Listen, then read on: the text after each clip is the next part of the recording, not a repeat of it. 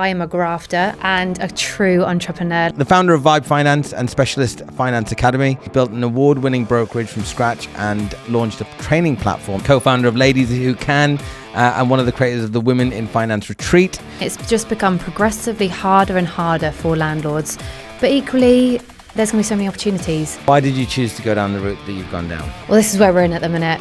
This is a bit of a conundrum that I'm in. High pressure this year, to say the least. Bringing people on that tell you that they're good, that then don't end up being good, is a hard one for me because I can't teach it. I can't spot it until it's too late. Classic, I got told some great advice by Ying Tan. He was like, just stick to what you know, become the master of what you do. Specialist finance, I am in my comfort zone. Investors and developers, what are the mistakes that they make when they approach finance? Oh God, where do I start? Okay, so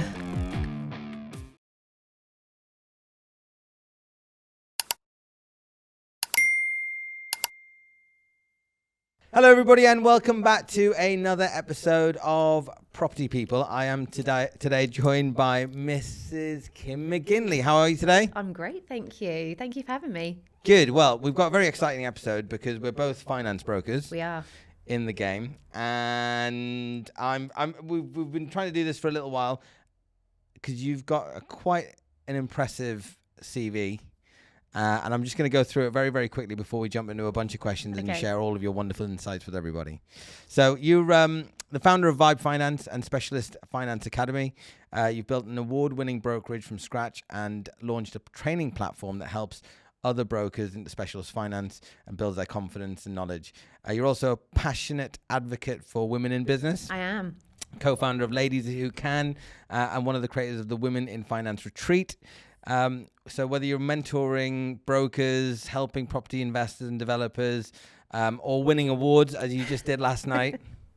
I did. You bring lots of energy and a fearless commitment to the industry. Thank you. Fair to say? I like that. Yeah, thank you. Good. Right, well, so before we get into all of how all of that's come about and how you've achieved all that, and the highs and the lows, which you are very candid about sharing the highs and lows of everything that you go through, which is something that I always admire because it's not that easy to, there's always ups and downs in life. And social media generally is people posing on Lamborghinis. Yeah.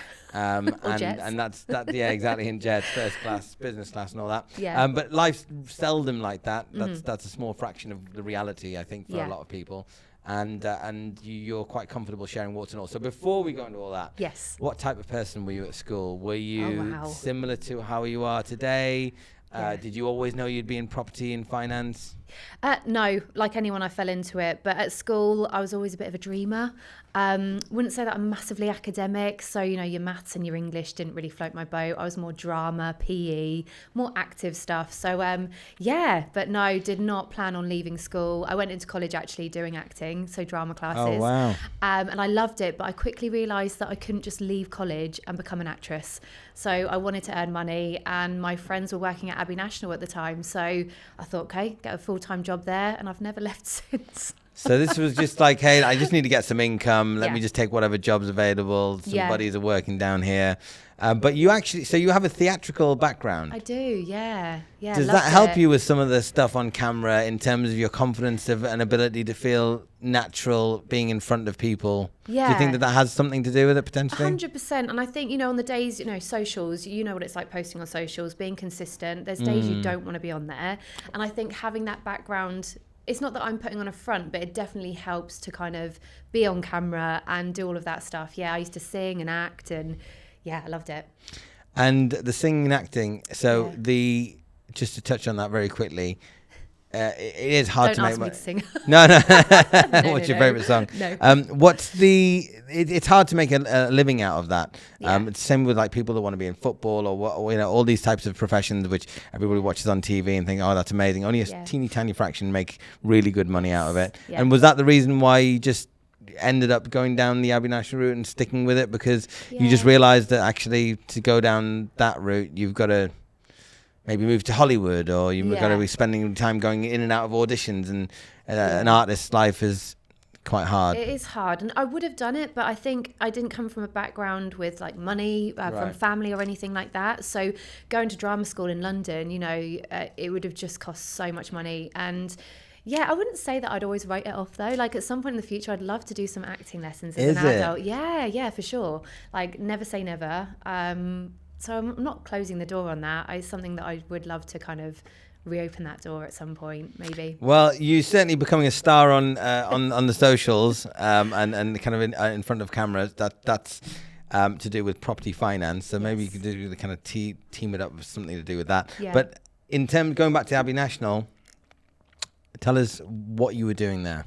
I started from the ground up, contact centre, just answering people's questions, basic on their mortgages. But yeah, started from the ground up. Yeah. So because like Abbey National, they have branches? This was the main one, so their head office. Okay. So I worked from the head office around the corner, and then I moved from there working for a brokerage. Again, cold calling, like literally, and the calls are just like one after the other. You have to put in when you need a toilet break or off. Really old school. So yeah, I went through that whole cold calling process, which actually shaped me probably to what I'm doing now. Makes you quite resilient coming from that background. Was it like phone book stuff? It was just like generic. So you'd log onto a phone system and the calls, it would just automatically dial out for you. Wow. Like I worked, I think it was 11 till 8 at the time, did that kind of shift. So yeah. Those are like boiler rooms, effectively, where you're just literally making call after call, and you have to work off a script. Yes, scripted. You get so many no's, but for the yeses, it was worthwhile.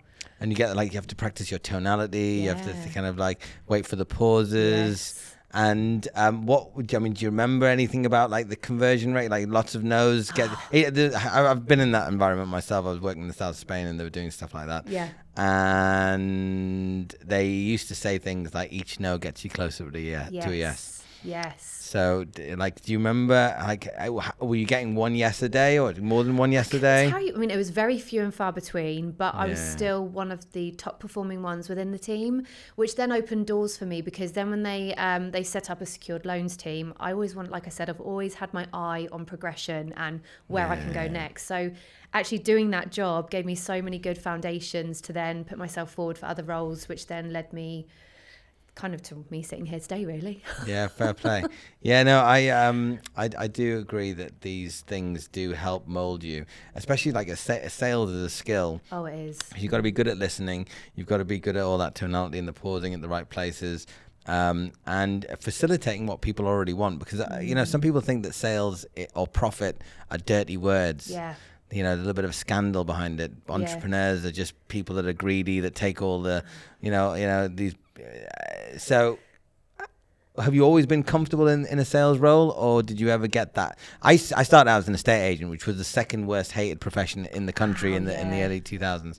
So I always used to think, I'd feel a bit dirty being a salesperson. Yeah. But I did love selling houses. Yeah. Did you ever get the ick of being in sales? Okay, I know we are already talking about property, but let's just quickly talk about the biggest problem in this entire game, and that is that sources can't sell deals and investors can't actually get their hands on these deals quick enough. The good news is we have built this solution. SiteFinder is where investors get access to vetted, ready-to-go deals backed by over £50 million worth of sold property since 2012. And on the other side, you've got Hold My Hand Sourcing, our community and support system for sources who actually want to learn how to find deals and then make a ton of cash quickly. Last month, I paid out £54,500 to the Hold My Hand Sourcing community. Now, you can see how these link perfectly as Hold My Hand Sourcing trains and supports sources to find high quality deals, and then we sell those deals directly to our investors. There's no guesswork, there's no friction, there's no shouting out for help with no response, just a clean, predictable pipeline, which is what we all need to sell deals or to grow our portfolio. So, if you're a sourcer who wants to sell more and make money, or if you're an investor who wants to grow their portfolio efficiently, you're in the right place. Click the relevant link in the description below and let's build your next deal together. Back to the show. I wouldn't say I got the ick. I wouldn't say it was easy work, like at all. But I think all that rejection. Yeah, no. I just love a challenge. I think so. It worked well for me. But I wouldn't say I'm a salesy. I never class myself as your typical salesperson. Like I'm not great at following, like, I do it my own way, like a people person. It's all in the Yeah. tone of your voice and Yeah. having that openness. So that works for me more than actually being your typical generic, you know, people just have that spiel, natural spiel. I don't have that. Like, I do fluff my words and, you know, but that kind of works for me as well. So yeah, I wouldn't say I'm like amazing at it, but it worked for me. Yeah, fair enough. So then, and always with that eye on progression, you did quite well out of that. So what were the next steps? What were the other things that you would do in and around the office? Yeah, so I helped set up the secured loans team. Obviously, I went into case administration naturally for mortgages, regulated mortgages, and then they opened the secured loans team. So I thought that's the next challenge. Went and did that, and then I went to work for Interbay back in the day. So when they first came to the market as a specialist lender, I started off as a case manager, I think, and then I wanted to get into the sales role again. So I became a lending manager, and then the credit crunch happened. So, but yeah, those are kind of, I look at the pre-credit crunch days, it was a totally different industry. When you look at everything from proc fees, commissions, and the way that we were structured at the time, but yeah, I loved it and was gutted to lose my job. So in those days, I was an estate agent, so I Yeah. don't have knowledge of being in the finance industry in those Yeah. days. And so when you're saying that it's very different to what it is today, what was it like then? I just for mean, everybody to yeah, know? the proc fees were insane. I mean, brokers, they call it Really? like the heyday. Yeah. What are we They talking made- insane? Like how much are we Oh, talking? God, it's a really good point. I mean, I swear to God, we were paying away like 3% on some Really? deals. Yeah. Amazing. Yeah. So and also the commissions of what we earn as lending managers. You know, I was internal at the time, based down the road from where I lived, but I came across an old bonus structure from back in the day, and I was only 20. I think I was like 22, 21. Must have been like 20, 21 actually. I was on great money. Yeah.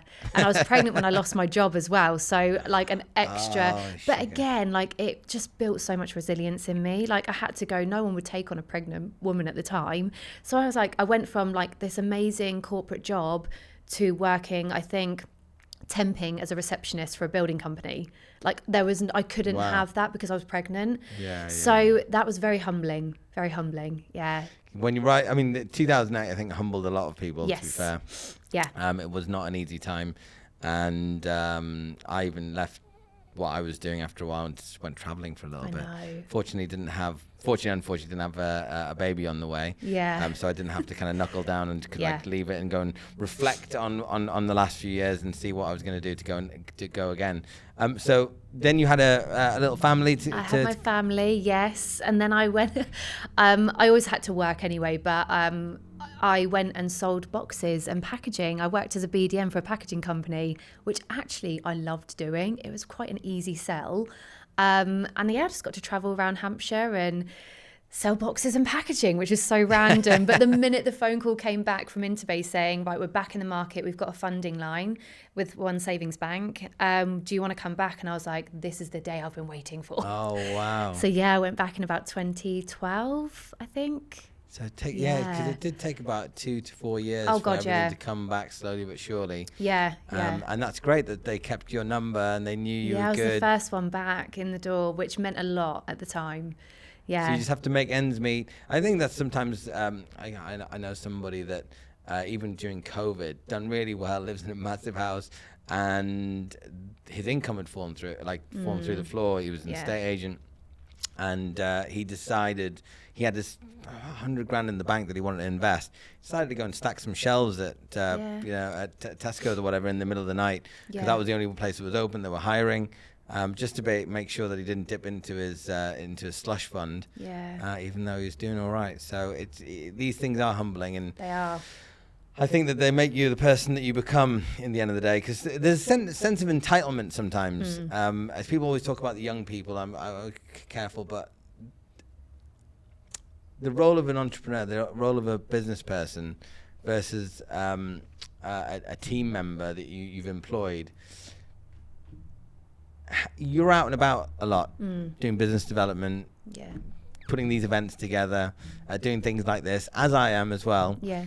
How do you square the circle with making sure that the team at home is motivated and understands? I've got another couple, for example. I hope they don't mind, Jeannie and Paul, they run a software development company.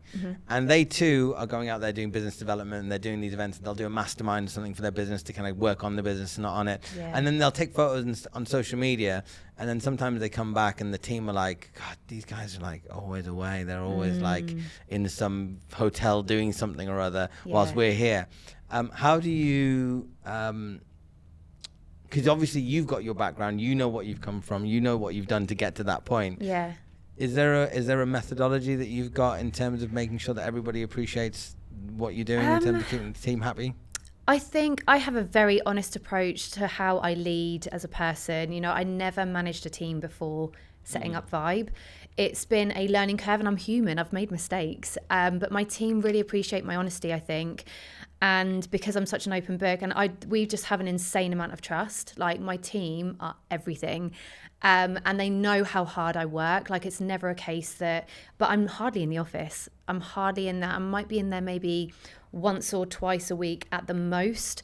And my son's just started working for me as well. Happy days. Yeah, bless him. I love the fact that he's in the industry, and why not? there's so much to learn at such a young age. So, but yeah, trust for me is amazing, and it's a massive balancing act for me. I because I'm a perfectionist, I want to make sure everyone's okay, and I've also got to look after myself, which is huge. So, and it's taken me a long time to do that. I would put everyone else above me, and I'd be at the bottom of the list.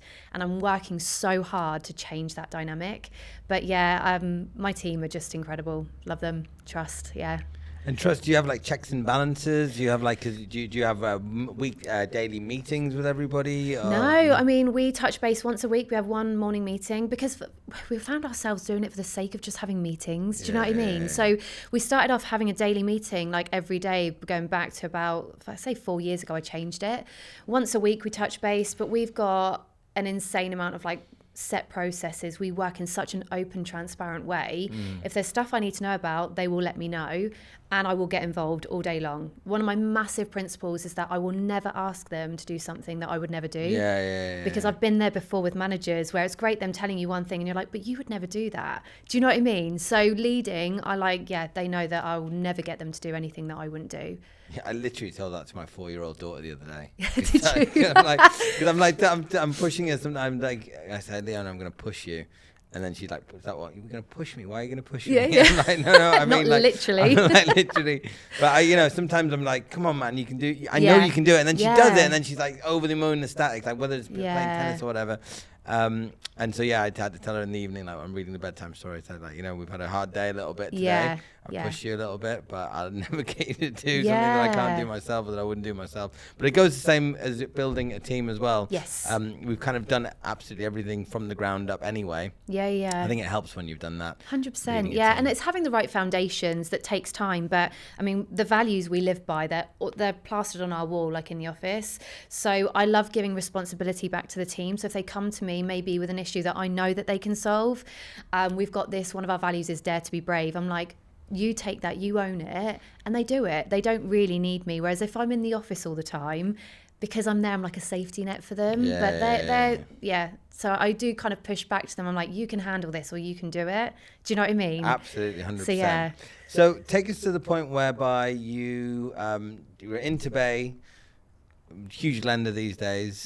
Part of One Savings Bank, and where was the step to actually starting and building Vibe? So there was an opportunity to help set up the commercial team at Hampshire Trust Bank in London. So I went from working full-time at Interbay to full-time at Hampshire Trust, and I'd commute twice a week. So this was my first hybrid working role. And there was just certain occasions, not just at HTB, but also from my Interbay days and corporate days where I'd started my family, I had young children. It was just when they were poorly, that massive guilt of just not maybe being able to go and pick them up straight away when I wanted to, or not doing the school runs, and because hybrid working was still such a new thing back then. And then after COVID, obviously that became a lot more of a natural element to working, didn't it? But back when I was doing it, So yeah, I started to have these thoughts about Vibe. I was initially going to actually set it up with someone else, that we came up with the concept, but I went to HTB, and there was just certain things that happened that I thought it's kind of a now or never moment. And being quite a spontaneous person, and I have this insane belief, I'm not afraid to try anything and fail.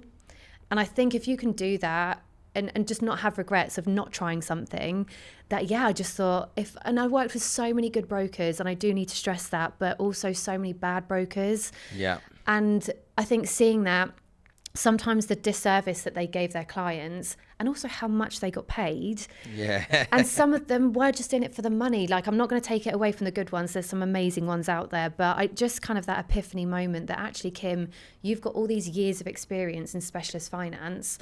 You can do it. So I didn't have, I remember sitting at my desk the first day of launching Vibe, and there was a press release that had gone out, because if I'm going to do something, I'm like, I hold myself accountable. I'm going to shout about it and do it. But I was like, oh my God, I have no clients. I've worked the last 15 years with brokers. So that's where it all began, really. But I'll never forget it. It's a similar story to me. So I started out as a lender before I set up the brokerage, and I would look at all of the applications that would come in, and it was development finance typically, and these people are asking for like 3, 5, 10, 15, 20 million pounds. I'm like, there's no information here, and they were going to get paid quite handsomely if we were able to do the deal. But fair enough, we were going to have to do all of the do all the research anyway and find out if it was a deal or not. But I just thought that there's a gap in the market here for somebody that actually knows what they're doing, actually cares, and can package this stuff correctly, and get it through to completion. So that was also similar to, I think I did like 750 applications I reviewed in the last 12 months before I decided, right, I'm going to do this. I'm going to set up Mary Oaks. So very, very similar. And you'd already been a broker previously. Yes. So you'd kind of gone through the case. I worked for a brokerage. Yes. Yeah, so you work as in case management side of things. Case management, So, Would you say that case management is a good place to start for brokers, or would you say it's beneficial but not essential? This episode is sponsored by Mary Oaks Property Finance Brokerage. Mary Oaks is a finance brokerage for investors, developers, landlords, SMEs across the country, helping you with all of your finance needs. So whether it's bridging, development, commercial, buy-to-lets, HMOs, service accommodation, industrial, hotels, the whole 9 yards, whether it's for your portfolio, whether it's for your business, we can support you. Please contact us. We've got the link in the show notes, and we look forward to hearing from you. Now, back to the episode. I think it's a great place to start, but I wouldn't say it's beneficial 100%. Essential, no, but if you can start in that background and progress to a broker, you're winning, because you know the whole process. But I'm very, very adamant that my advisors and my brokers, they stick to what they're good at. That's the sourcing of the deals. And then we've got an insane, I don't like to call them an admin team, because there's so much more than that. We call them relationship managers, because they do manage that. They're so much more than admin. And writing deals now is so different, even going back to 5-6 years ago. You'll know this, it's very manual, especially on the specialist side, and management intensive. They are prioritizing a lot of stuff at the minute. So I keep my brokers focusing on what they're doing, generating the new business, bringing it in, quoting, and then our relationship managers literally just take it all the way through to completion. So it's quite a set process that we've got. So there's two schools of thought. Yeah. One is which you have the structure that you just mentioned. Yeah. You've got the brokers doing the initial fact finding, and then they will do all of the sourcing and place it with a lender. Yeah. Check all the criteria, tick all the boxes. Yeah. And then once it gets into application and submission, then it's all the underwriting, valuation, and legals at the back end. Yeah. And then that gets handed over to a case manager, relationship manager, etc., a completions manager. And then that's one school of thought. And the other one is, oh, no, we can't have that, because it's going to be disjointed. There's going to be lost in communication. We're going to have somebody to do it all the way from the beginning all the way to the end. Yeah. And I see the merit in both. Yeah. Why did you choose to go down the route that you've gone down? I think you can't do everything. And like I said, my team, they would get so bogged down, my brokers, in doing the administrative side, that it just, I don't find that their best efforts are put there. And our clients love it that they've got a broker there. And of course, we get back involved if it's declined, if it comes in downvalued, and we're always there to help. But like not taking it away from those relationship managers, that's what they're paid to do. And my brokers they need to generate business as well. So yeah. Yeah. I mean, I'm in agreement with you. Actually, we're running Mario's in very much the same way. Yeah. I think that it's a slightly different skill set as well, in terms of the rapport building, fact finding, and sourcing, the relationships with the lenders, understanding how all that criteria works, and the very highly administrative process. I mean, we don't want to necessarily call them administration, but it is very admin heavy. You know, all these different documents that need to be provided, and then you send another list of underwriting questions, come back with another list of documents, and everything needs to be organized because you might be called upon it later. And some people are big picture people. And they're good at talking, and they're good at understanding kind of the grand direction. And some people are very good at the minutiae and the detail. And I think for me, the other reason was that I felt as a broker, you might appreciate having more hands on deck. So if, for example, the admin person is sick or is on holiday, the broker can step in and kind of help the deal along. Whereas if it's just the broker doing everything from start to finish, and they are sick or they are going to go on holiday, which inevitably they will do over a 365-day period, who's the person that really understands the case that can step in at any point? So I just felt that, that's what I thought anyway. This is the thing that's so important to me as well, is that I can't bear it when you have any kind of company, and if someone goes off sick, no one knows what to do or cannot pick up their work. So we've structured our business in a very, very open, like I said, transparent way, that all of our cases, so the brokers, we all work from category colours within a shared inbox.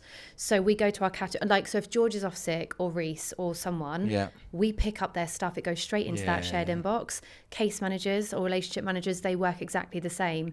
And at the minute, because cases, there's this industry-wide problem that you're probably well aware of, that cases at the legal stage, from offer to completion, the timescale has just really kind of, so then we're now having to resubmit cases because offers have expired or valuations have expired. So my team are having to get involved. So us brokers each day are actually helping the relationship managers just to stay on top of all the stuff coming in. So it's really important that we can pick stuff up. I just can't have a company where there's that excuse, because that's what it is, I feel. And on top of all that, actually, just to go one step further, I think is the brokers are there to get the business in, to make sure that the clients are getting their terms and they're signing up to the application. And if they're spending all their time on elongated legal periods, then we all get paid upon completion. So suddenly it dilutes the amount of money you're making. If you're not putting more money into the front end, you're not signing up more clients. Like, the business is going to go run out of money very quickly. So you always have to have this process. But I mean, I do appreciate the people that say you've got like a really good level of service and they understand everything from start to finish. I do, but I just don't think that's it's not very scalable necessarily. I just prefer to have the similar system to you. And then CRM systems for all those kind of brokers out there. We are moving to OMS very soon. So do you OMS, Are you on OMS? Well, I think we were one of their first brokers when they first launched. So we both launched around the same time. So they've been great for us. So we've because I've got two arms to the business. We've got the regulated, that's an AR of another company for full reg permissions, and then I've got Vibe Finance, which is DA for credit broking. So we've dabbled, when we were an AR of other companies, we had other CRM systems, and I just couldn't get my head around it. Like OMS, like I don't think you'll ever get, and I'm not knocking OMS, but unless you design something completely bespoke, which costs thousands. A lot. I've tried it as well. Oh my God. OMS just does everything for me. And not only that, it's not just the front end system, but for me to run the business and for my team, we've got the most insane reporting system. The stuff that it pulls through, they can design any report. So for me to run the business, I've got reports upon reports of everything. So I love the OMS system. Great. I was already sold. I was already sold. I'm not paid to say that, by the way. It's very, very comforting. Good. I mean, I saw it. I was like, bloody hell, it does do everything that I need to do. And I have tried to build a system outside, and it was good, but it doesn't quite get to where all of the specialist stuff that we do on a day-to-day basis doesn't do all that, and to build it, like you said, it's going to be much more money. So yes, I'm happy that you're happy on that one. Definitely. Okay, so going back to the journey that you were on, and you decide, okay, Vibe, it's time, this is it. Yeah. Tell us about the first 6 months. Tell us about the first 12 months. The highs and the lows. Yeah, I mean, it was exciting building a brand. I mean, it's a cool brand, to be fair. The color schemes and the logo and the name. You know what? Like, you'll know this, but when you put a company together, you kind of don't realize until you're doing it how much you've got to do. But oh my God, I loved it. And I remember being so torn between the colors of my logo. It was going to be the pink and purple, and in the end I had it around my house because I couldn't choose between that, and it was going to be blue and green. And I look back at it now, because I was really torn between the two. And they were like, well, just print it and put it around the house and see what you're drawn to more. And I ended up going, thank God, with the pink and purple, because it's just a colour that stands out in the industry. That's obviously I'm female as well. So, loved the whole brand building. 6 months. I mean, it took a while. I mean, I think it was a family member that let me do their buy-to-let remortgage at the time. And it, you know, that first deal you never forget going through. It was a bog standard buy-to-let, like, you know, nothing to write home about. But that Christmas, do you know what? I had a nice deal go through. So, you know, coming up to, I launched in the April, come the Christmas, that was when I really started to earn some money. Yeah. And I booked very last minute. I think it was like the Friday, I booked to take my family to New York. Very last minute the next day. And it's just one of those things that I'll never forget, like working, grafting so much, try and get some clients. So when seeing those deals come through then, it was such a nice feeling. And then taking on my first staff member, my God, I was petrified. And it was Beth, and she was a very good friend of mine. Your first one? Is she was my first one that trusted me. She started off part-time because I was like, I don't know how many hours I'm going to need. So she went from doing like some set core hours, and then I was like, I need you part-time. Then there was a job share. The job share didn't quite work. What's a job share? So like Beth would work for like 2.5 days. I had someone else come in for the other 2.5. Oh, right, okay. It just didn't quite work at the time. So whole communication, handing over. And then, and then now Beth's bloody full-time working so many hours for me, bless her. So yeah, she's my team leader now. And kind of like my second in command. But yeah, just grew the team from there, really.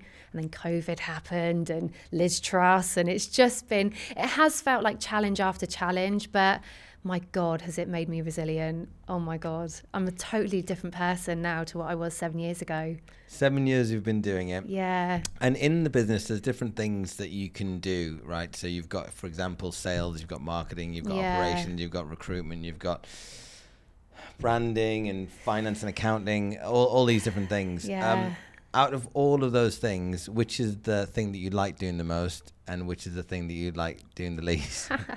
Okay, so I love the whole brand awareness. I love going out. I love doing stuff like this, talking on panels. I love all of that, and I'm quite a spontaneous person. I don't mind all the traveling. People ask me all the time, how do you do it? I just enjoy it, even though it is quite hard. But the least, God, it's the reconciling, the accounting, the numbers, like all of that stuff. I just like getting out there and doing all the fun stuff. But yeah. Do you have a bookkeeper then to like? Cause I'm getting one finally. Yeah. I mean, I've got my accountant. Obviously, they do my payroll and stuff. So but no, I'm on my list for 2026. Bookkeeper.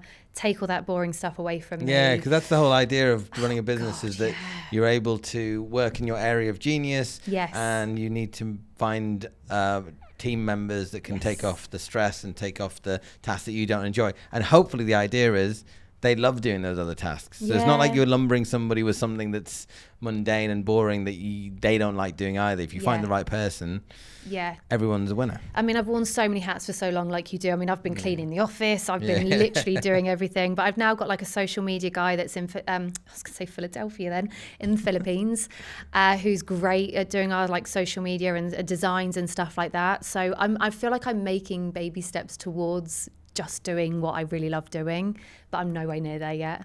Getting there. And one of the things that I think once you've got an established brand, you've obviously got an established business. I think from my point of view, it starts to get to the point where it's like the main things that you've got to focus on one way or another is lead generation, marketing, making sure that there's enough inquiries coming in for the team. Yeah. And if they get too much, which is hopefully the idea, Yes. but it has its stresses, then you've got to quickly think about recruitment. Well, this is where we're in at the minute. This is a bit of a conundrum that I'm in. So yeah, we're having to my team are working under a lot of pressure at the minute. There's too much, which is a great problem that I never thought I'd be able to say. So on one hand, I'm like forever grateful.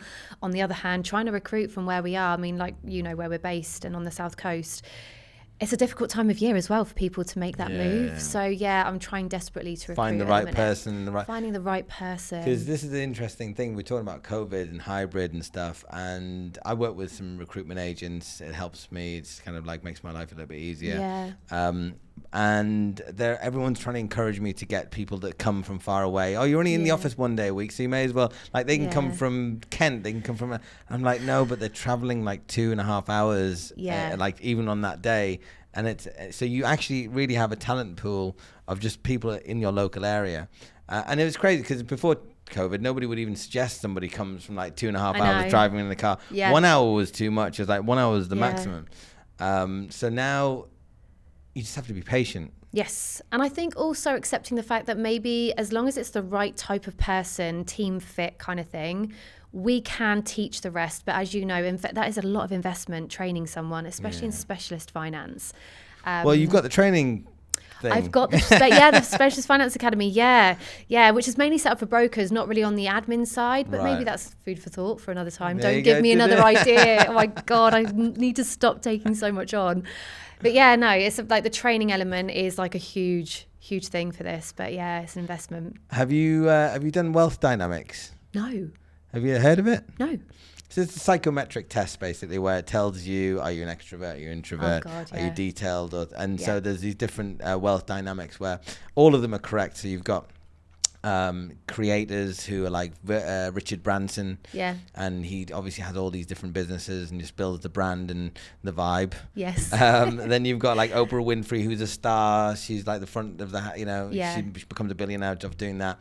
And like Elon Musk's the mechanic, and he thinks more kind of engineering, how to put things together. All of them are like billionaires, but they do it in a slightly different approach. Yes. I'd be quite curious to know what your wealth dynamic thing is. I've got my own idea, to be fair. Oh, have you? Oh, okay. It costs you £49 to do it. It's like £99 with a good discount. I'd love finding this stuff out. So yeah, I want to know now. It is good. I mean, I put it up. I was like, I don't want to be pigeonholed. I don't want someone to tell me. I don't want to have the self-fulfilling prophecy where that's me and I've got to just do that thing. But so I put it off for a couple of years, and then over a period of a week or so, like I had it 2 or 3 times where I did this test and it changed my life and it made me so much. Yeah. Oh, so I was like, I think the universe is telling me to take the test. I took the test, and there's one thing called a supporter. Right. Which I was really disappointed to get, because I was like, there's a star, there's a deal maker, there's a lord, there's like all these cool things, there's a creator, and I got supporter. What am I, like a cheerleader or something? That's not a bad thing. But actually a week went by and it was on my mind, and I started to think about it, and I started to think about all the traits that it's got. And actually I thought, I am actually a bloody cheerleader, and I am good at finding other people and getting the best out of them, and kind of supporting them, which in turn will support me in what I want to achieve as well. For sure. So team building and everything. So actually I thought it was quite helpful, because then it helps you surround yourself with the others, because whatever you've got, you kind of try to find the opposite again. Right, yeah, of course. And it gives credit to yin and yang. Yeah, I'm going to have a look at this. Yeah, I do, because as well, like Google and all these guys, when they're hiring people, they do psychometric tests. Yes, we've done. Is it the 16 personalities or something like that? Yeah. We do that as a team every January to see how we might have changed in our answers. So we do that, and it's always interesting if someone's changed. So yeah, we do that every January actually. Or something. Yes. Okay, I can't remember what I am actually, but it was very, very me. I might get out. It was scary. Yeah, exactly. Yeah, These it was things really are good. scary. They are very, very helpful. Yeah. Team building. So now you've got a vibe, and you've got the team, and it's growing. Things are going well. You've got tell us about the academy and what sort. Yeah. Where did that come from, and why did you think, out of all the ideas that you've got going on, why did you think, actually, you know what, this one I am going to do? I've been surrounded by brokers basically my whole career, and over time, like there's always just been this very big difference between doing residential regulated and doing specialists. Yeah. And if you're a residential regulated broker, there is this conception that it's almost you can only do one or the other, and I don't believe that that's true. As in, earning potential in specialist is more, right?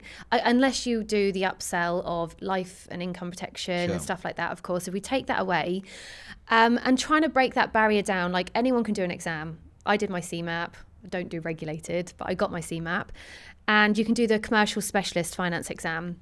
There is nothing though. The biggest part of the training is doing it on the job. You try, you fail, you make mistakes, but it's the biggest way that you learn. And to try and give brokerages that support. I mean, last year on the women's retreat, actually, this is the epiphany moment that I had. We were sitting around the table, there was around 20 women, and they started saying, oh, Kim, but I just don't know how to write my first bridging deal. And I was like, just phone me and I'll talk you through it. And I had this moment like, why is there nothing out there that's micro bite-sized learning? So if someone is stuck on a bridge, like how do I talk through bridging terms, or where do I start? So this is what then created, I was like, we need like the Specialist Finance Academy, because it can be an online community. They get access to all the tools and resources. There's also the WhatsApp community with a BDM group, because not many people want to go on LinkedIn and say, I've got this deal, don't quite know where to place it. And there's a lot of brokers that are working one-man bands on their own.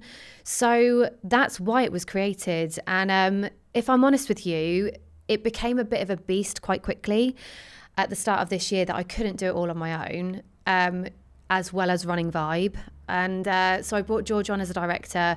And even now, because Vibe's business has quadrupled the last few months, unfortunately, the academy just hasn't got my attention like it needed to. So we're trying to evolve it in a way for next year that takes the pressure off us a little bit, gets more eyes into it, because it's so unknown.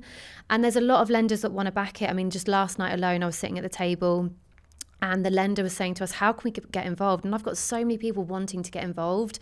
It's just doing it and growing it at the right time, where I've got a bit more capacity, or it needs somebody else maybe full-time to come in and help me really drive that forwards.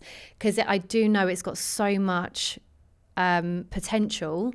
It's just finding the right time to do it. I'm spread so thin. The right time and the right people as well. Yeah, because if you had that right person with the right same vision as you, that you kind of know, like, and trust. Yes. But then if you're doing so well on the brokering side, there's a lot of people that need hundreds of thousands of pounds, if not millions of pounds. Yeah, and that's our bread and butter, obviously. Yeah. And the academy is completely separate to Vibe. I don't know if there's a misconception that it's like a background feeder into Vibe as a packager. It's really not. Genuinely, I want to help more brokers understand specialist finance, write more business, and earn more money, and do it in the right way.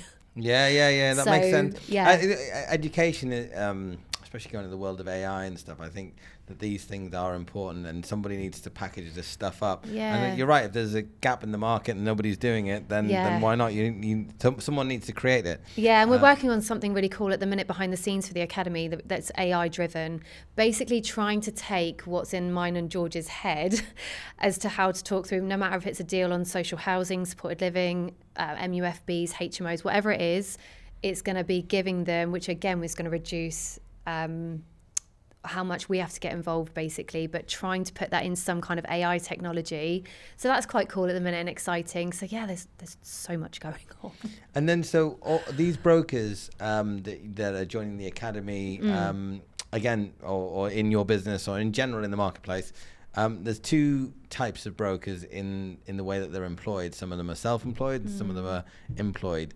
And there's pros and cons with either. Do you have any opinion on what is best, or what you're seeing more of? Yeah. Pros and cons? I have always been...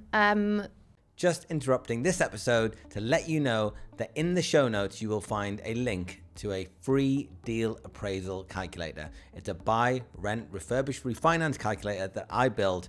I used it over 550 times to find the first few high-yielding income-producing assets that I bought, and it gives you every single cost that you need in there to make it super granular. It also calculates your finance costs, and you can manipulate and tweak the LTGDVs up and down, the arrangement fees, the interest rates. You hit update model and it will tell you how much cash you are going to make on a monthly basis, as well as your return on capital employed. It also has a section for your incurred monthly expenses if you're doing service accommodation or HMO where all bills are inclusive. It's really comprehensive. I use it myself and I want you to use it. Now back to the episode. I've employed my team. I've recently taken on a self-employed broker for the first time. Well, I wouldn't say for the first time, I did it before. I think it's great to have a split. I think, and it also depends, and I really genuinely don't know what I'm going to do with Vibe in the future, as in, I don't really know my 5 or 10 year plan, whether I build it to sell it or not. But I think to build a business to be worth as much money as possible, I think having a split is a good thing. Yeah. Obviously it comes with its stresses having an employed team. Like, you we're monthly in overheads. turbulent times, like cash flow and like increasing costs and stuff like that. I'm not going to paint a picture that it's always been easy for me. It really hasn't.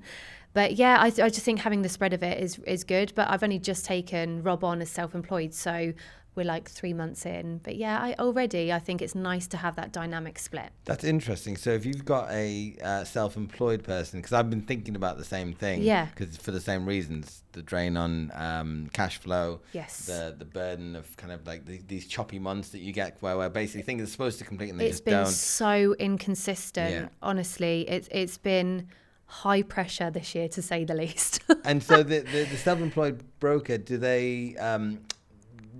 How do you create the rules of engagement? Are they fully integrated? They're very clear. So they've obviously they are Vibe. They're part of the Vibe team, but I don't dictate how or when they work. Obviously, they're self-employed, but they are responsible for bringing all their own leads on. So Vibe, I give my leads to the employed guys. Yeah. And Rob goes out and gets his own leads and has his own client bank and stuff like that. So it works for both of us for sure. Yeah, fair enough. And it's less pressure for me. Yeah, exactly. Yeah. And I think a nice little balance, perhaps. Yes, That's probably yeah. the right way to go about Yeah. it. Very, very interesting. So, and you said you don't have a 5-10 year vision or anything like that. I don't. Is that intentional, or is that just because I just haven't been able to? I don't have the headspace to think about it. Do you know what? I always think that we can, with all the, maybe it's good to have a plan, yes, to have an idea.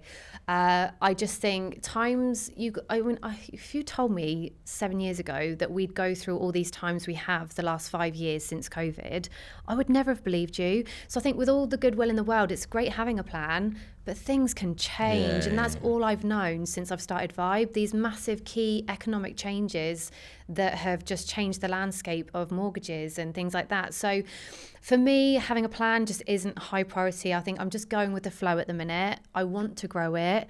I want to enjoy my life at the same time. Like, I don't know what's around the corner. And it has been, I am a grafter, as I'm sure you are. And a true entrepreneur, like slowing my mind down is just kind of, I didn't think I could do that until I started prioritizing myself recently. So yeah, having a plan is just not high priority for me at the minute. But yeah, fair like enough. I said, Because it's just the philosophy. And Yeah. so there's what it's like. People go to, you got to start with the end in mind, and then you got to reverse engineering it, and that way you'll have clarity of like why you're getting up every day, otherwise you're lost in the woods and stuff. Yeah. But one thing you mentioned there, which was you don't know what's around the corner. As brokers, you also mentioned previously protection. Yes. So you got kind of the typical structure, just for those investors, developers, other people that are thinking about working with mortgage brokers. You've got what I would call like an in-house estate agent type mortgage broker that does all your residential stuff. Yeah. They'll typically do protection as well. So and then you've got your more specialist finance people that will do your bridging, your development, your commercial, etc. Yeah. Do you do protection as well? No. Nope.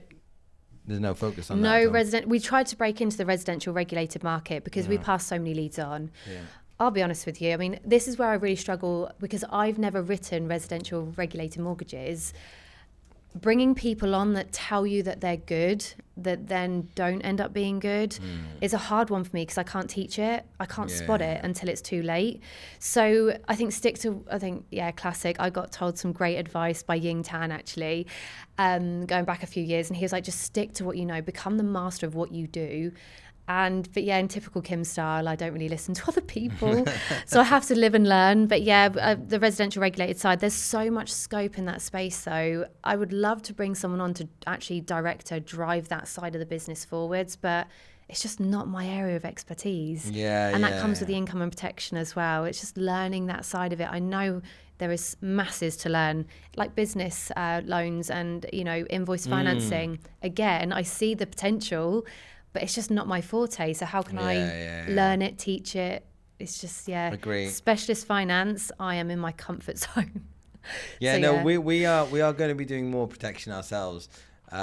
We've got somebody on the team who really, really loves it and talks about it non-stop. Great. So I'm like, It's amazing. yeah, exactly. You may as well Yeah. give it a shot, because the more I'm thinking about it, I'm 42 now, and I don't have any right now. So Yeah. I Oh, wow, think, yeah. right, sell it to me, and Yes. then from there, like, if it all goes well, It's so important. and you've done it with so many other people in the past, then you may as well offer it to our clients. So 100%. it kind of goes hand in hand, because I think sometimes these people that are leveraging up, they've got these portfolios, etc.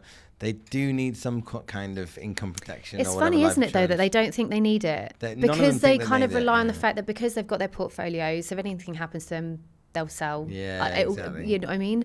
But as part of their inheritance tax planning. But yeah, no, I've had life insurance and income protection for God knows how long, since I had my children. Yeah, exactly. Yeah. Yeah.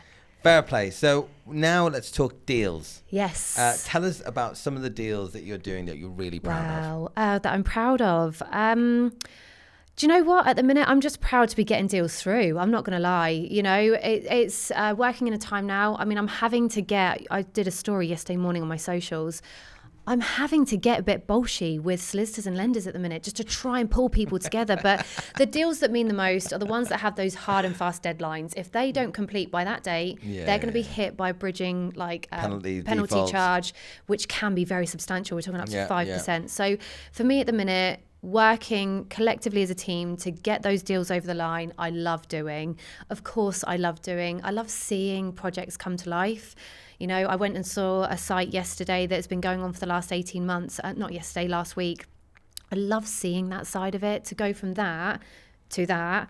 So for me, yeah, I'm a very visual person as well. So that's when it's kind of more tangible. Yeah. But yeah, just give me any deal like that. I just love it. Yeah.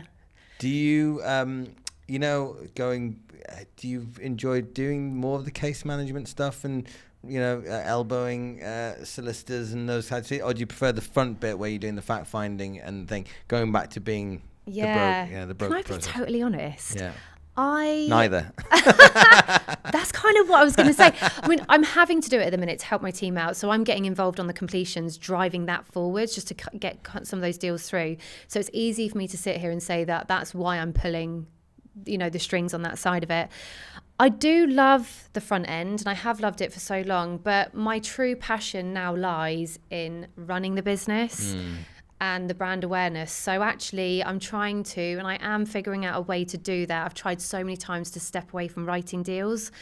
And I'm now kind of passing it on to my team, and then like the clients, I can trust them implicitly with them. But I've always been one of those that tells my team, right, I'm going to start stepping away from writing deals. And then the next thing I know, I've still got a pipeline of 40 cases going on, which is just becoming, with the academy, running Vibe and everything else that I've got going on, a bit near on impossible for me to stay on top of that in a healthy way. So I did love writing deals for a really long time, but now my passions I'm now finding elsewhere. Yeah, no, that's fair enough. I think that is a natural progression, an evolution of the role if you are growing a business and if you're doing it successfully, because those inquiries are coming in and there's so much more that needs to be done in terms of recruitment. If you're good at the marketing, then obviously you're only going to generate more inquiries, which is really important for any business to survive. And then you've got things like innovation, which you're talking about, the AI stuff, which we're also doing a bunch of stuff with. And then you've got things like culture as well, making sure that everybody is happy and motivated and kind of on the same page. And that needs to come from somebody that's leading from the front. Yeah, for sure. It's taken me a long time to realise that. I've tried to just wear so many hats. It's impossible. The award winning, you're good at that as well. Yeah, no, I think, do you know what the funniest thing is? When I first set up my business, I was like, why is no one putting us forward for awards? I literally thought other people had to put you forward. And I quickly realised it's all about, you have to promote yourself. You have to put yourself forward for these things. No one else is going to really put you forward for them. Do you know what I mean? Yeah. So, I just applied for so many, and for a while I didn't, and we were finalists, and there's been many times we haven't won.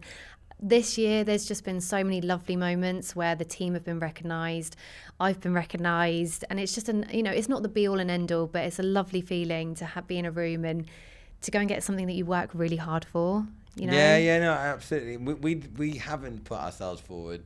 And it's also being a little bit shy. You think, okay, we're kind of new kids on the I get block, that. and we're just kind of finding our feet. And we've done some cool stuff, and we're growing, so we're obviously doing something right. Yeah. But then you sometimes look around and think, okay, well, they've been going a long time. Of course, they're going to win. It's like, Yeah, is it it's so worthwhile doing easy. it? Yeah, I ripped myself off so many times. I remember in COVID, they switched to having like online interviews. I had this Zoom call. It was for the British Specialist Lending Awards. And I was up for commercial broker. And the guys that I was up against, I've worked with them for so long. So much respect for them. I actually cried when I got off the call because I thought, Kim, you just sounded like an absolute idiot.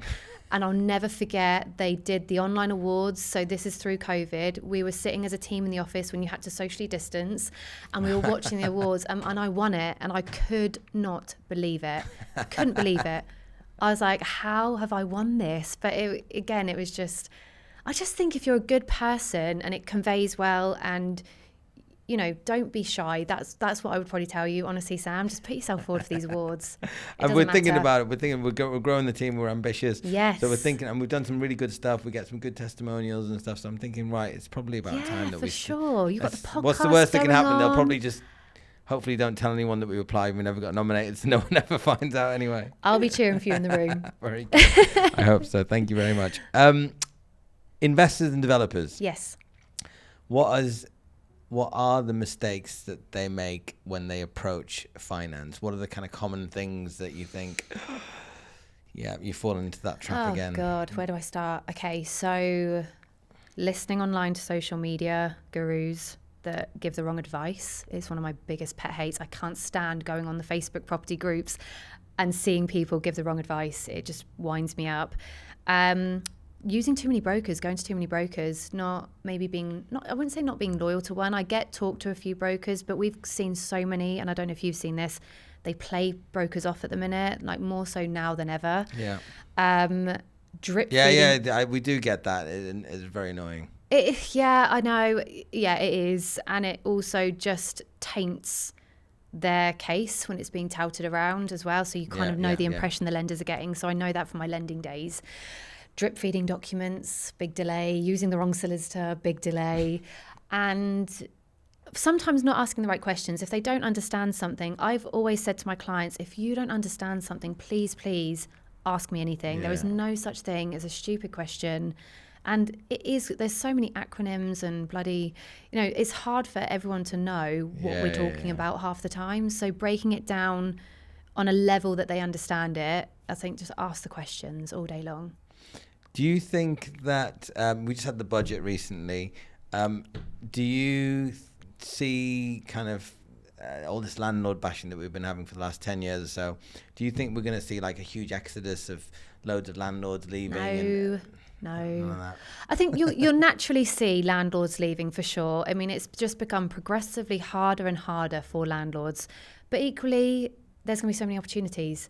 And it's a long game for so many of them. Yeah. So whilst, the economics might drive certain landlords out, there's so many landlords that are ready to just snap up opportunities. So, I'm not worried. Typically, because you do everything from buy-to-let portfolios, you do bridging, development, refurbs, commercial. Is there, because I used to do a lot of development. That's kind of my background. And through COVID, and that kind of what happened after the inflation went to double digits and interest rates started rising rapidly, just totally dropped off, and we had to start doing a lot more dev exits. We started doing a lot more commercial finance.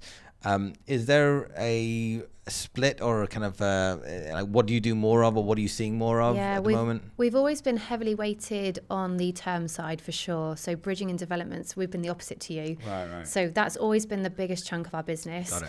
Now, I think because so many landlords and developers are adding value to properties, we're naturally seeing a lot of more bridging loans. Yeah, I'm seeing more just recently more. Yeah, and also because of deadlines and timelines and term lending taking quite a while. So bridging is really, I'd say, doubled for us this year. Excellent. So, which is lovely because obviously it leads on to other things. So, but we've always had, it's nicer to get that bigger split between the two rather than being 80% term and then 20% bridging. So, yeah. And the female stuff. Yes. Yeah. So the ladies that can. Yeah, ladies who can. Ladies the who women's can. retreat. Yeah, love it. And the women's retreat. So tell us why you've decided to be a champion for women in the industry. So I obviously been in the industry. I'm 19 years old. When I do say like, and you know, times have changed so much in a good way, but we've still got such a long way to go. And I'm 40 years old now. I've Congratulations. seen. Thank you. Naughty 40 Is club. it congratulations? But yeah, I'm lucky to turn 40. Yeah. Level 40 they call it. Yeah, but oh my God, what an epic year! Like I think just you don't put up with crap anymore. Do you know what I mean? You're like, yeah, it's a complete different mentality actually turning 40. But yeah, I mean, now that I'm in the position that I am, being on social media, running these events, I speak to a lot of women that don't feel comfortable going to certain events. They've had really bad experiences, like horrific sometimes. And I've also experienced things over the last 7 years that I probably would not have experienced had I been a man. So for me, it's really important that being in this position to use my voice, to use my platform, and hopefully show other women that if I can do it, they can too.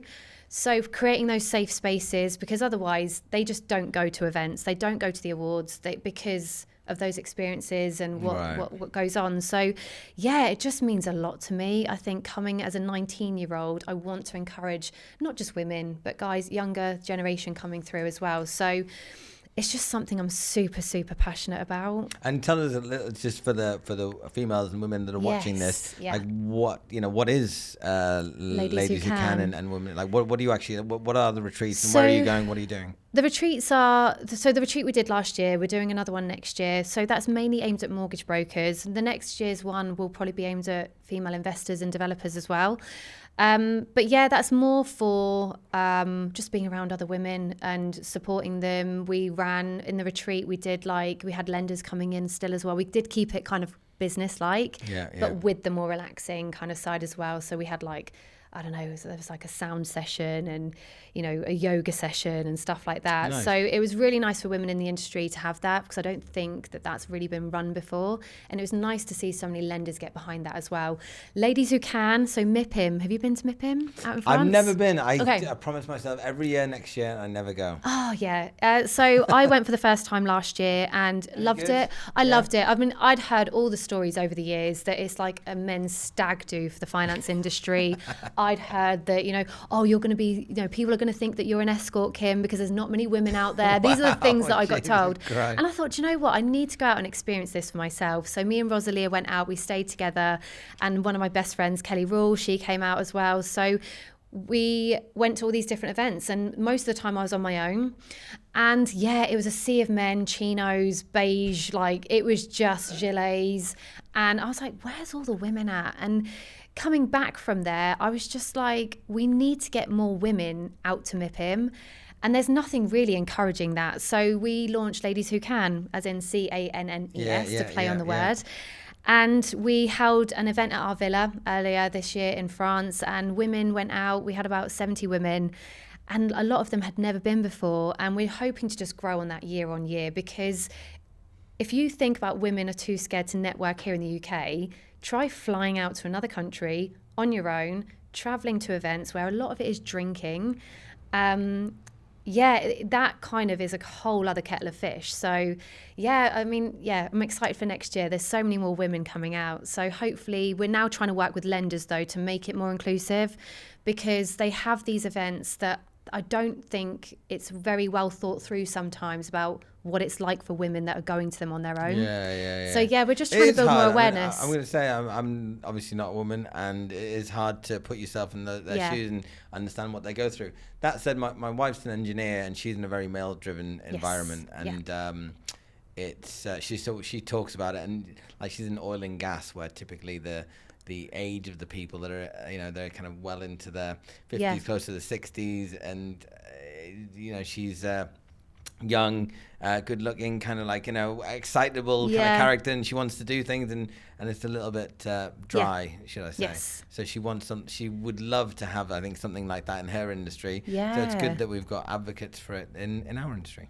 And do you know what? We get a lot of hate for it as well. I mean, there's a lot of people still that think, we don't need that. They don't get treated different. And It would blow your mind, the stories that I could tell you about just experiences that it's like, we've got so far to go still. So far. Interesting. Well, you know what they say is that if you get haters, that means you're doing something right. Yeah, for sure. Yeah. And do you know what? You have to have a thick skin in this industry. I can't be on socials and worry about, oh, I'm going to annoy someone, or you find the right people. Yeah, because you are very, very candid on the socials. Yeah. You can kind of show I've always promised to be the like highs that. and the very lows. Yeah. I'm an open book. Ask my team, honestly. And I try to be like that on socials. I don't want someone seeing me on socials being like, oh my God, it's amazing. She's made it. Her life looks like incredible. Like, oh my God, being an entrepreneur. But the problem is when I show my more vulnerable side, it's normally after I've been through that time. So by the time I post it, it's not really in the moment. Yeah, because it's hard in the moment, isn't it? Yeah, but then people are like, oh my God, are you okay? Like, because they're not used to seeing that from other people. But I'm like, cool, like this is life just lifing. Like this is normal. And that's what I'm trying to normalize. So, fair enough. I think, it's that is a tricky one, I must admit, because I have moments of anxiety, and the deal that you're supposed to close this Friday actually is not going to happen, and it's going to happen next month. And is it going to happen next month because time kills all deals? And you think, well, that's going to leave a bit of a hole in this and all those plans that I had. So then you get this kind of anxiety. So glad you're saying this though, because it's such a hard thing. It's not like, I always describe it like a plumbing job. You go do the job, you get paid. Yeah. Mortgage broking you is do all the work up front like and you might get paid. I could tell you about 4 deals last week that would have been amazing for my business, due to go last week. The things that are coming up at legals, they're now pushing them back by like 3 months. Or certain people are ghosting, and it's literally about to draw down. And that is normal, but you have to go through that and experience it. You can't describe it to people though. It's a tough gig. Yeah, it is a very as a business owner with cash flow. And the weird thing is, for me, I promised myself I wouldn't do this because I was an estate agent, which is exactly the same thing. You do all the work up front and you might get paid at the end. Yeah. And in the end, I did exactly the same on the finance side. Yeah. But life's hard. Yes. Things that are worthwhile are never easy. Yes. So we're here for it. Yes, 100%. And it's also finding the good in the moment as well. Like, I need to pause more and appreciate what I've got in the moment still. Do you know what I mean? Yeah, exactly. My family are healthy, my kids are healthy. Or be grateful for those things. So actually, that's what I'm trying to work on, my thought process a bit more. Life's good overall. We're a lucky few, to be fair. We are. Right, so quick fire stuff. Okay. What did you eat for breakfast today? I kind of didn't. I bought a watermelon M&S. I ate 2 of them. I did mix my drinks last night, so I'm not wasn't feeling that great this morning. Fair play, you're coming on being a bit ropey. No. Fair play. Interestingly, the more I ask this, not many people have a proper breakfast. I've just come to know.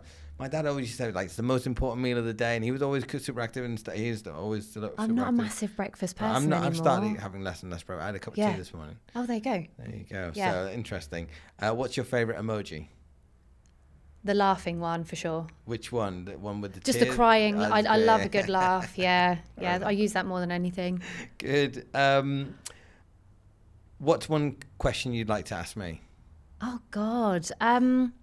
What's your plans? What's your plans for the future? Like, what do you want to be doing? If you couldn't be mortgage broking, what would you be doing? There's 2 things. I like to make music. I'm not very good at it. I didn't know that. I'm not very good at it, but I enjoy music. I play a bit guitar and stuff, and I've dabbled in it. I love music. I'm a singer. We could do a little thing. Hey, next time we'll bring a guitar. There you go. But I also like permaculture, which is permanent agriculture, where basically you create this self-replenishing ecosystem, right? Similar to the Amazon rainforest, where it's highly abundant, and it has minimal input, maximum output. So you create this little microclimate ecosystem to create an environment where you can eat and live off. So you can green deserts and all this sort of stuff. So I'd like to do a bit more of that sort of thing, and basically create like a Disneyland for ecotourism. Oh my God. Of all the things I thought you could say to me, that was never going to be what I thought you'd say. That's kind of the next thing that I'd probably do. There's other things as well. I really do believe in, like, if I was to start a business though that really I thought was going to be worthwhile doing and lucrative, etc., would be financial literacy for kids. Yes. Some sort And of it's great that education they're out starting space. to bring that into the syllabus. I think it's 2028. 2028. That's it. Everything's so far down the line, but yeah, the sooner they can do that, the better. It's needed. Yeah, exactly, Yeah. exactly. But in the meantime, Yes. I want to build Merry Oaks and all Good. that sort of side of things. So very good question. Thank you for that. What's the best bit of advice you've ever received? When you're out of your comfort zone, you are growing, and I've used that throughout my whole thing at Vibe. I'm out of my comfort zone so many times, but it's growth. Life begins at the end of your comfort zone, Yeah. they say. What's the worst bit of advice you've received? Worst bit of advice. Oh God. Don't be so open about my emotions and stuff. I got told that, and I'm so glad I ignored that bit of advice. That is a tough one. That's a very good one. That's a very good one. I have a lot of admiration for anybody that can do that on social, I must admit. 'Cause I get tempted, but I'm just like, I'm just not going to do it. I just always have in mind, if it helps that one person feel less alone, that's what makes me post it. Yeah, and it will, 100%. It Yeah. always does. Yeah. But like you said, it will have the haters, and it's like, how do course. those people interpret it? Oh God, I've had people block me, or like, oh God, you're all over my socials. I used to say sorry for it. Now I'm like, oh, just use the block button. Do you know what I mean? Yeah, Just block me. unfollow. Yeah, it's fine. I don't take it personally. Yeah. If you had to start again tomorrow, Yeah. no contacts, no capital, Yeah. just your experience, what would be your first move? Socials, networking. Just, shout about everything that you're doing every single day. Hit home with the message. That's it. Yeah. Fair play. And this is all about property people. Yeah. That's the name of the podcast. You're obviously a successful person in property. What characteristic traits do people need to have to be successful in property? Resilience, adaptable, and confidence in themselves. Belief. Very good. Yeah. Thank you very much, Kim. If people Thank want to you. find you, reach out to you, find out about the Ladies Who Can, Yes. the retreat, the academy, or Yeah. Vibe, Yeah. what's the best way Oh to reach God, you? LinkedIn, Instagram, I'm over everything. So yeah, any way like that. And we'll make sure they're all in the show notes. Okay. Thank you so much for having me. Thank you very much for coming. Great. Thank Cheers. you.